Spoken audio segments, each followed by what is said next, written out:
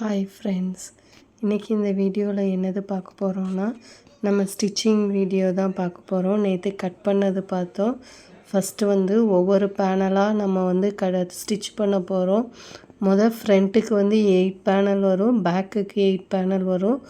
ஒவ்வொரு பேனலுக்கும் நம்ம 1/4 இன்ச்சு தையலுக்கு தச்சு அப்படியே கீழே வரைக்கும் கொண்டு வரணும். கீழே உள்ள துணி எப்படி இருக்குதோ அதே மாதிரியே மேலே உள்ள துணியையும் வைங்க. இழுத்து இழுத்து தைக்காதீங்க ஃபஸ்ட்டு. ஏன்னா துணி ஏற்கனவே நம்மளுக்கு க்ரஷ்டு டைப்புங்கிறதுனால ரொம்ப இழுத்து இழுத்து தைச்சோம் அப்படின்னா துணியோட ஷேப்பே மாறிடும். அதனால் துணியை ரொம்ப இழுக்காதீங்க. கீழே உள்ள துணி எப்படி இருக்குதோ அதே மாதிரியே வச்சே ஸ்டிச் பண்ணுங்கள். உள்ளே எந்த துணியும் மடங்கிடாமல் ஸ்ட்ரைட்டாக அப்படியே தைச்சிட்டே வாங்க. இப்படியே நம்ம 8 பேனலையும் ஃபுல்லாக ஸ்டிச் பண்ண போகிறோம். ஒவ்வொரு பேனலாக அட்டாச் பண்ணி அதை ஃபுல்லாக ஸ்டிச் பண்ண போகிறோம். இதை தான் இப்போ ஃபுல்லாக நம்ம இதில் பார்க்க போகிறோம். நீங்கள் இப்போ தான் ஃபஸ்ட் டைம் என்னோடய சேனல் பார்க்குறீங்கன்னா சப்ஸ்கிரைப் பண்ணிக்கோங்க. பக்கத்தில் இருக்கிற பெல் சிம்பிள் கிளிக் பண்ணிக்கோங்க. அப்போ தான் நான் போடுற எல்லா வீடியோஸும் உங்களுக்கு வரும். இதே மாதிரி தீபாவளிக்கு தைக்கக்கூடியது எல்லாமே நம்ம வரிசையாக ஒன்று ஒன்றா பார்க்க போகிறோம். இப்போ இது ஃபஸ்ட்டு சுடிதார். ரொம்ப சிம்பிளாக செக்குடு டைப்பில் எந்த ஒர்க்குமே எதுவுமே இல்லாத அளவுக்கு நம்ம தைக்க போகிறோம். இதில் வேணும் அப்படின்னா நீங்கள் லேஸோ வேறு எதுவும் லேஸ் நல்லா கொஞ்சம் பெரிய பார்டர் வச்ச லேஸ் அப்படி எதுவும் உங்களுக்கு வேணும் அப்படின்னா நீங்கள் ஃபைனலாக இதில் அட்டாச் பண்ணிக்கலாம். இது ஃபுல்லுமே செக்குடு சாரீ. நான் செக்குடு மாடலுங்கிறதுனால நான் இதில் எந்த டிசைனும் எதுவுமே வைக்கலை. ரொம்ப சிம்பிளாக ஈஸியாக கட் பண்ணி ஸ்டிச் பண்ணுற மாதிரி தான் இதில் சொல்லியிருக்கிறேன். உங்களுக்கு கட்டிங் வீடியோ நீங்கள் பார்க்கலாம் அப்படின்னா நான் டிஸ்கிரிப்ஷன் பாக்ஸில் இதோட லிங்க் நான் கொடுக்குறேன். நீங்கள் அதை செக் பண்ணி பார்த்துக்கோங்க. அதில் கட் பண்ண வீடியோ பார்த்தீங்க அப்படின்னா தான் இதை எப்படி ஸ்டிச் பண்ணுறது அப்படிங்கிறது தெரியும். இது ஃபுல்லுமே நம்ம 16 பேனல். ஃப்ரண்ட்டு சைடு 8 பேனல் வரும், பேக் சைடு 8 பேனல் வரும். நம்ம ஒவ்வொரு பேனலையும் ரொம்ப பொறுமையாக மெதுவாக தைக்கணும். உங்களுக்கு இதே மாதிரி நான் ஒவ்வொரு பேனலையும் அட்டாச் பண்ணியிருக்கிறேன். எப்படி நான் அட்டாச் பண்ணுறேனோ அதே மாதிரியே நீங்கள் அட்டாச் பண்ணுங்கள். பிகினர்ஸ் கூட நம்ம இதை ஈஸியாக ஸ்டிச் பண்ணிடலாம். நம்ம இதில் ஆன்லைன் கிளாஸும் எடுத்துகிட்டு தான் இருக்கிறோம். இன்ட்ரெஸ்ட் உள்ளவங்க கீழே வாட்ஸ்அப் நம்பர் கொடுக்குறேன். நீங்கள் அதில் செக் பண்ணி பாருங்கள். அதில் உங்களுக்கு இன்ட்ரெஸ்ட் இருக்குதுன்னா நீங்கள் ஆன்லைன் கிளாஸில் சேர்ந்துக்கலாம். நீங்கள் அந்த நம்பருக்கு மெசேஜ் பண்ணி கேட்டிங்கன்னா எல்லா டீட்டெயிலுமே சொல்லிடுவேன். சர்டிஃபிகேட் கண்டிப்பாக கொடுக்குறேன். 3 மந்த்து கிளாஸு தான். 3 மந்த்துக்கு 2000 ருபீஸ். இதில் உங்களுக்கு எல்லா கிளாஸுமே உங்களுக்கு வந்துடும். பெட்டிகோட் கிளாஸ்லேருந்து ஆரம்பித்து ப்ளவுஸ் வரைக்கும் ஃபுல்லாக நான் உங்களுக்கு சொல்லி கொடுத்துருவேன். இது அதிலே சாரியில் எப்படி ஸ்டிச் பண்ணுறது அப்படிங்கிற எல்லா வீடியோஸும் உங்களுக்கு அதில் கண்டினியூஸாக உங்களுக்கு வந்துக்கிட்டே இருக்கும். இப்போ இதில் நம்ம ஃபுல்லாக 8 பேனலையும் நம்ம ஸ்டிச் பண்ணி முடிச்சிடணும். அப்போ தான் நம்மளுக்கு அடுத்தது ஸ்டிச் பண்ணுறதுக்கு ஈஸியாக இருக்கும். மாற்றிடக்கூடாது. வரிசையாக ஒவ்வொரு பேனலாக ஸ்டிச் பண்ணுங்கள். 2 பேனலாக வச்சு சீக்கிரம் தச்சிடலாம் அப்படிங்கிறதுனால தச்சிட்டிங்க அப்படின்னா பேனல் மாறிடும். ஒன்று ராங் சைடு ஆயிரும், ஒன்று ரைட் சைடு ஆயிரும். அதனால் ஒவ்வொரு பேனலாக அப்படியே ஒவ்வொன்றா அப்படியே தச்சிட்டே வாங்க. தச்சுட்டு உங்களோட இடுப்பு சுற்றளவுக்கு இது கரெக்டாக இருக்குதா அப்படிங்கிறத செக் பண்ணிக்கோங்க. செக் பண்ணிவிட்டு கரெக்டாக இருக்குது அப்படின்னா நீங்கள் அப்படியே வச்சுருங்க. இல்லை அப்படின்னா நம்ம கொஞ்சம் கொஞ்சம் அந்த இப்போ அட்டாச் பண்ணியிருக்கிறோம்ல அந்த இடத்துல லைட்டாக மட்டும் பிடிச்சி தைச்சிட்டு உங்கள் இடுப்பு சுற்றளவுக்கு ஏற்ற மாதிரி தைச்சிருங்க. இப்போ நான் ஃப்ரண்ட் பார்ட்டு ஸ்டிச் பண்ணுறேன். நம்ம வீனுக்கு ஸ்டிச் கட் பண்ணியிருக்கிறோம். அதில் 2-3 குண்டூசி மாட்டிட்டு அந்த வீனுக்கு அந்த ஷேப்க்கு ஏற்ற மாதிரி ஸ்டிச் பண்ணிடுங்க. 1/4 இன்ச்சுக்கு அந்த ஷேப் வர்றப்போ நீடியில் உள்ளே விட்டுட்டு அப்படியே ஆப்போசிட் சைடு திருப்புங்க. அப்போ தான் உங்களுக்கு ரொம்ப ஷார்ப்பாக வேணும் அப்படின்னா இன்னும் கொஞ்சம் மெதுவாக அந்த இடத்த திருப்பி இது பண்ணிக்கோங்க. நான் கொஞ்சம் யூ மாதிரி அந்த இடத்துல ரொம்ப ஷார்ப்பாக இல்லாமல் நான் ஸ்டிச் பண்ணியிருக்கிறேன். உங்களுக்கு ஷார்ப்பாக வேணும் அப்படின்னா நீங்கள் ஷார்ப்பாக ஸ்டிச் பண்ணிக்கலாம். இது ஃபுல்லாக ஸ்டிச் பண்ணிவிட்டு அந்த எக்ஸ்ட்ரா உள்ள கிளாத்தை ஃபுல்லும் நம்ம கட் பண்ணி எடுத்துடணும். கட் பண்ணி எடுத்துட்டு அந்த வி பக்கத்தில் வர்றப்போ பொறுமையாக கட் பண்ணுங்கள். அப்படி இல்லைன்னா லைனிங் துணியில் பட்டுரும். லைனிங் துணியில் படாத அளவுக்கு நம்ம வந்து ஸ்டிச் பண்ணணும், கட் பண்ணணும். கட் பண்ணிவிட்டு அந்த எக்ஸஸாக உள்ள கிளாத்தை வந்து ரிமூவ் பண்ணிடுங்க. அதுக்கப்புறம் லைனிங் துணியை குண்டூசியெல்லாம் எடுத்துட்டு நீங்கள் அப்படியே லைட்டாக அந்த த்ரெட்டில் வந்து பற்றாமல் பொறுமையாக அங்கங்கே ஒவ்வொரு நான்ச்சஸ் கொடுத்துக்கோங்க. லைட்டாக கட் பண்ணி கொடுத்துக்கோங்க. அப்புறம் அப்படியே ஃபுல்லாக திருப்பிட்டு நம்ம வந்து மெயின் கிளாத்துக்கு மேலேயே அந்த ஒவ்வொரு மெயின் கிளாத் மேலே 1/4 இன்ச்சு அளவுக்கு அப்படியே ஸ்டிச்சஸ் வந்து நம்ம போட போகிறோம். லைனிங் துணி வெளியில் தெரியாத அளவுக்கு உள்ளே ஃபுல்லாக மடக்கி விட்ருங்க. இது ரொம்ப வழுகிக்கிட்டே போகிறதுனால நம்ம கொஞ்சம் பொறுமையாக தைக்கணும். உள்ளே எந்த துணியும் மாட்டிடக்கூடாது. அதுக்கு ஏற்ற மாதிரி நீங்கள் ஃபுல்லாக ஸ்டிச் பண்ணிக்கிட்டே வாங்க. பொறுமையாக ஒவ்வொரு இடத்துலையும் நின்று அதாவது நீடில் உள்ளே விட்டு பொறுமையாக தைங்க. அப்போ தான் அந்த வி ஷேப் வந்து நம்மளுக்கு கொஞ்சம் அழகாக வரும். அந்த வி ஷேப்க்கு கிட்டக்க வர்றப்போ நீடில் கரெக்டாக நம்ம எப்படி லைனிங் தைக்கிறப்போ நீடில் உள்ளே விட்டு ஆப்போசிட் சைடு திருப்பினோமோ அதே மாதிரி நீடில் உள்ளே விட்டுட்டு அதுக்கப்புறம் இந்த ஆப்போசிட் சைடு திருப்புங்க. அப்போ தான் அந்த ஷேப் வந்து நம்மளுக்கு அழகாக வரும். உங்களுக்கு கொஞ்சம் இறக்கமாக வேணும் அப்படின்னா நீங்கள் கட் பண்ணுறப்பே கொஞ்சம் இறக்கமாக நீங்கள் வந்து கட் பண்ணிக்கலாம். இது வந்து ஓரளவுக்கு கரெக்டான அளவுக்கு தான் நான் வந்து வச்சுருக்கிறேன். ஏன்னா குனிஞ்சால் அப்புறம் கொஞ்சம் அசிங்கமாக தெரிஞ்சிடக்கூடாது. அதனால் நார்மலான அளவுக்கு தான் நான் வச்சுருக்கிறேன். டபுள் எக்ஸல் சைஸில் உள்ளவங்க எல்லாருக்குமே இந்த அளவுகள் வந்து பொருத்தமாக வரும். இல்லை எனக்கு கொஞ்சம் இறக்கமாக வேணும் அப்படின்னா நீங்கள் கட் பண்ணுறப்ப அந்த இறக்கமாக வர்ற அளவுக்கு நீங்கள் வந்து அதை வந்து கட் பண்ணிக்கலாம். இப்போ வந்து சுற்றி ஃபுல்லாக ஒரு தையல் போட்டுட்டு நம்ம அடுத்து லைனிங் கட் பண்ண போகிறோம். லைனிங் கட் பண்ணுறதுக்கு துணியை வந்து நான் 4ஆக மடித்து போட்டிருக்கிறேன். ஓப்பன் பக்கம் என் பக்கம் வச்சுருக்கிறேன். அதாவது மடிப்பு பக்கம் என் பக்கம் வச்சுட்டு ஓப்பன் சைடு ஆப்போசிட் சைடு வச்சுருக்கிறேன். வச்சுட்டு இப்போ நம்ம ஃப்ரண்ட் பார்ட்டு கட் பண்ணோம்ல அதில் உள்ள இடுப்பு சுற்றளவை கரெக்டாக நேராக வர்ற மாதிரி எடுத்துக்கிறணும்.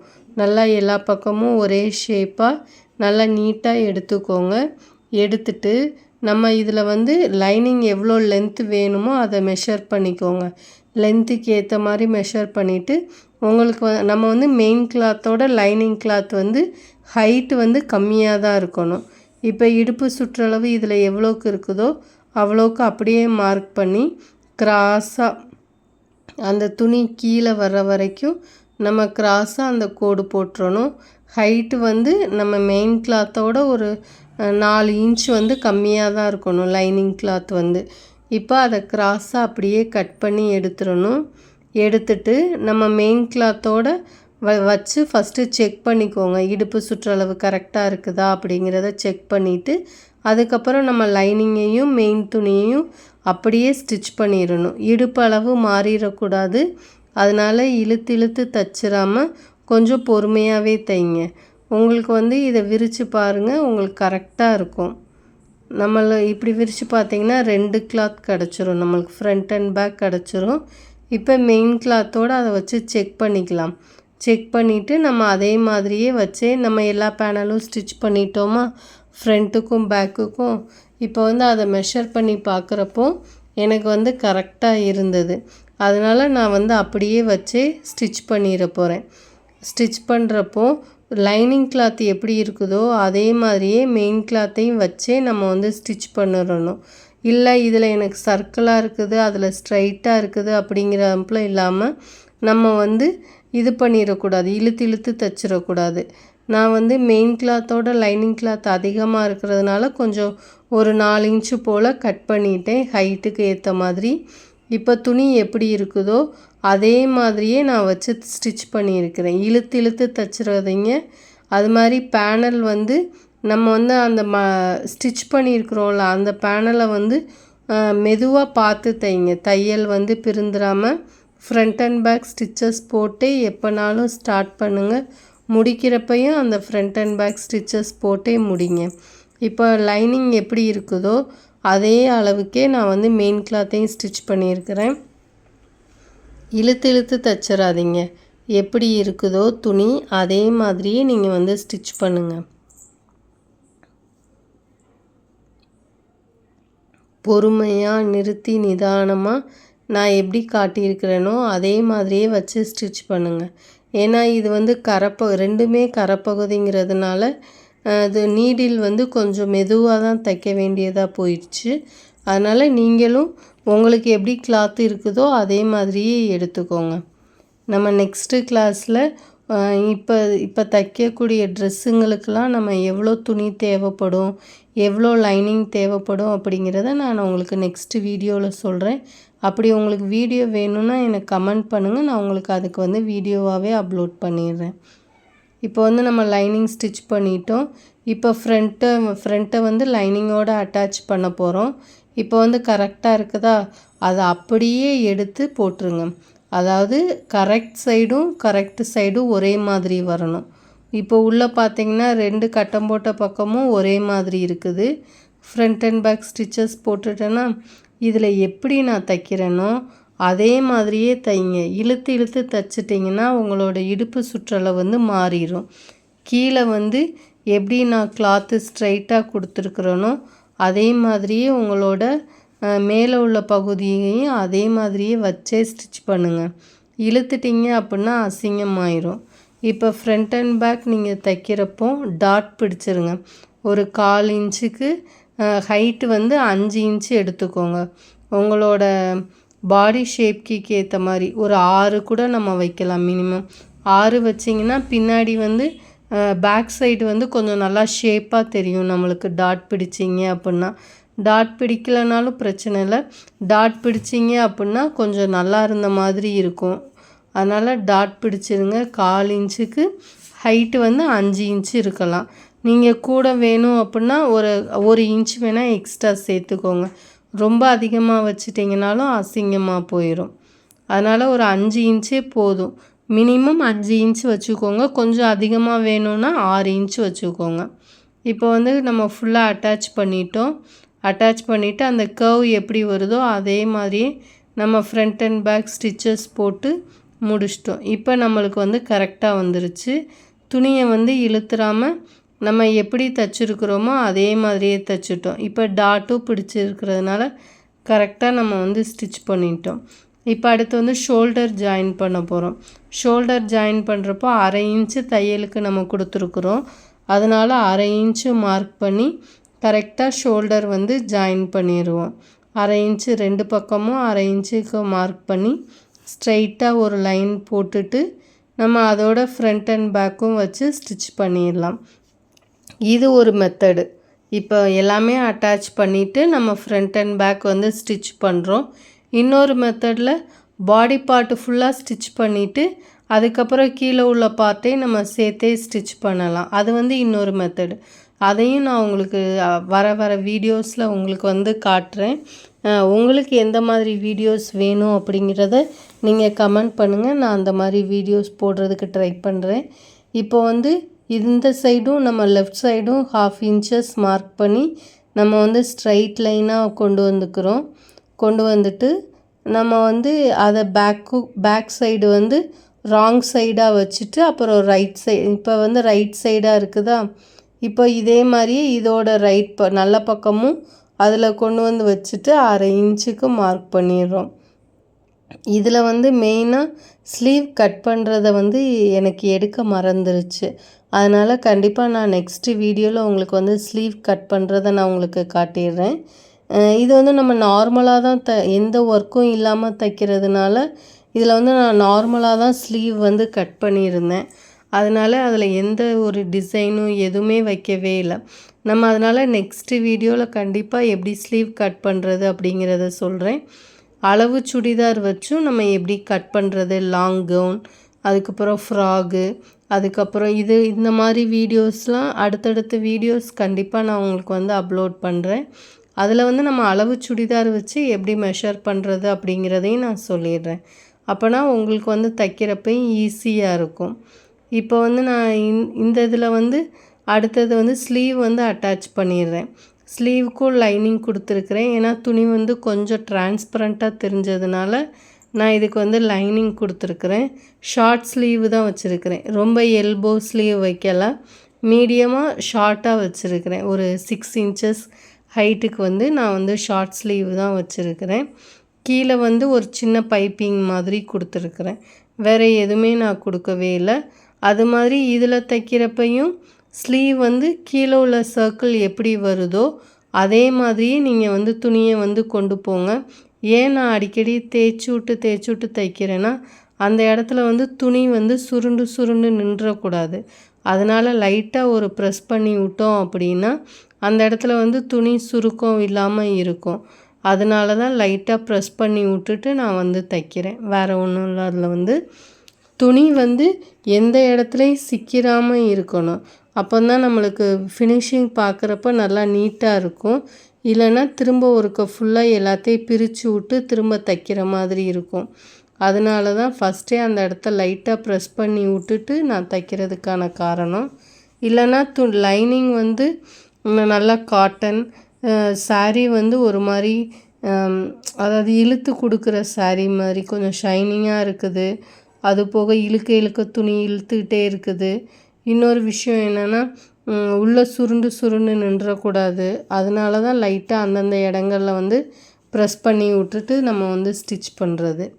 இப்போ வந்து சைடு ஜாயின் பண்ணிடுறோம். ஸ்லீவ்லேருந்து கரெக்டாக சைடு ஜாயின் கொண்டு வந்து நிப்பாட்டிட்டு திரும்ப கீழே வரைக்கும் பாடி பார்ட்டு கிட்டக்க நான் வந்து ஒரு குண்டூசி வந்து மாட்டியிருக்கிறேன். ஏன்னா நம்மளுக்கு வந்து அந்த இது வந்து மேலே அப் அண்ட் டவுன் வந்துடக்கூடாது அப்படிங்கிறதுனால அந்த இடத்துல வந்து நான் வந்து ஒரு குண்டூசி மாட்டியிருக்கிறேன். இப்போ வந்து ஃபஸ்ட்டு வந்து மேலேருந்து கொண்டு வந்து ஃபஸ்ட்டு வந்து நல்ல கிளாத்து, அதாவது சாரியை வந்து ஸ்டிச் பண்ணுறோம். லைனிங்கை ஸ்டிச் பண்ணலை, சாரியை தான் ஸ்டிச் பண்ணுறோம். இப்போ குண்டூசியை வந்து எடுத்தாச்சு. ஃபஸ்ட்டு வந்து சாரீ வந்து எப்படி அந்த ட்ரையாங்கிள் மாதிரி வருதோ அதே மாதிரியே எடுத்துடணும். உள்ளே உள்ள லைனிங்கையும் உள்ளே தள்ளிட்டு மேலே உள்ள லைனிங்கையும் விட்டுட்டு சாரியை மட்டும் நம்ம வந்து இப்போ வந்து ஸ்டிச் பண்ணுறோம். ஒன்றுக்கு மேலே ஒன்றா வச்சு எப்படி சாரீ இருக்குதோ அதே மாதிரியே அப்படியே ஸ்டிச் பண்ணுறோம், கொஞ்சம் கூட மாறாமல். இதுக்கப்புறம் நம்ம வந்து லைனிங் வந்து தைக்கிறோம். லைனிங் தைக்கிறப்போ அந்த சாரீ கிளாத்தை நல்லா உள்ளே தள்ளி விட்டுறணும். தள்ளி வச்சுட்டு அதுக்கப்புறம் லைனிங் கிளாத்தை வந்து அட்டாச் பண்ணணும். ஏன்னா உள்ள துணி வந்து மாட்டிடக்கூடாது. லைனிங் வந்து எப்படி ரெண்டையும் ஒன்றா வச்சு அட்டாச் பண்ணுறனோ அதே மாதிரியே நீங்களும் அட்டாச் பண்ணுங்கள். அப்போ தான் உங்களுக்கு வந்து ஈஸியாக இருக்கும்.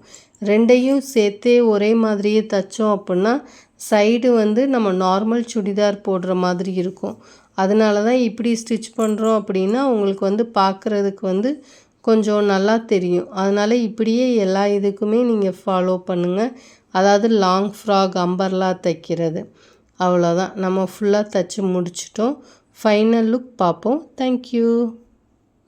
ஷார்ட்ஸில் பாருங்கள் ஃபைனல் லுக்கை. தேங்க்யூ.